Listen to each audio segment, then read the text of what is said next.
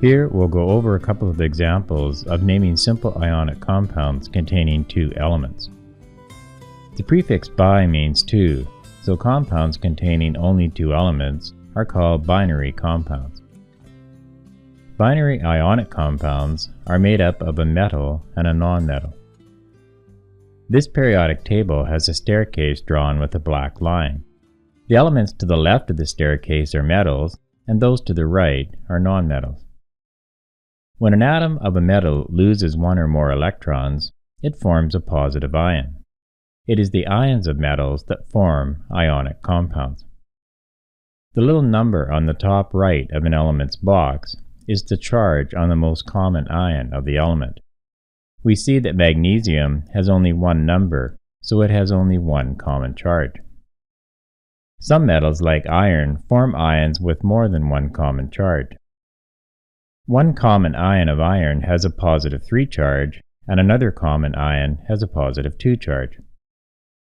At this point, we'll discuss only compounds of metals with a single charge. These are shaded in green here. We'll discuss compounds formed by other metals in a later video.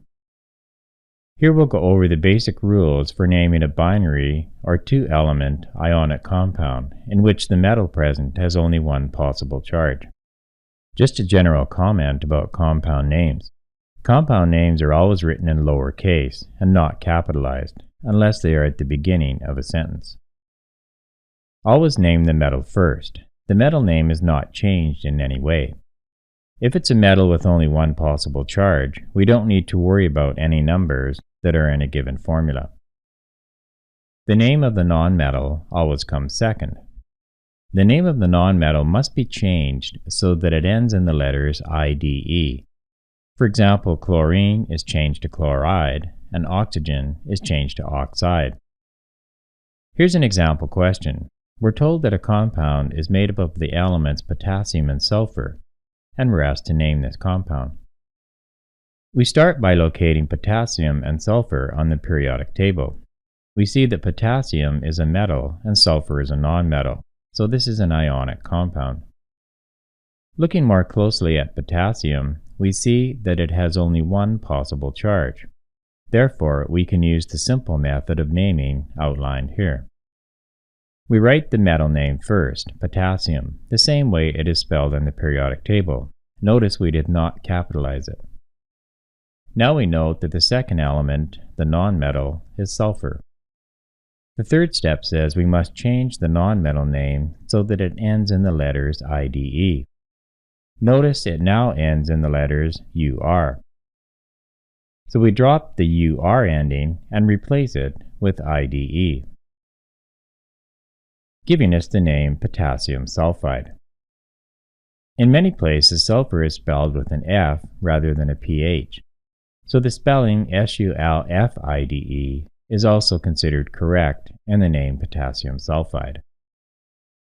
Here's another example question. We're told that the formula for a compound is CD3P2, and we're asked to name this compound. We start by locating CD and P on the periodic table.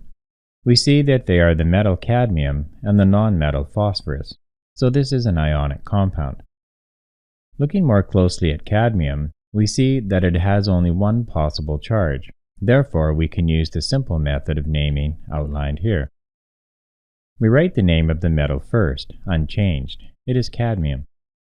Next, we note the name of the nonmetal, which is phosphorus. However, rule number 3 tells us that the name of the nonmetal must end in the letters IDE. So we take the ending ORUS and we replace it with IDE, giving us the correct name for this compound, cadmium phosphide. Notice that the formula in this example has numbered subscripts, 3 and 2. But because the metal in this compound, cadmium, only has one possible charge, the subscripts have no effect on the name, and the name is simply cadmium phosphide.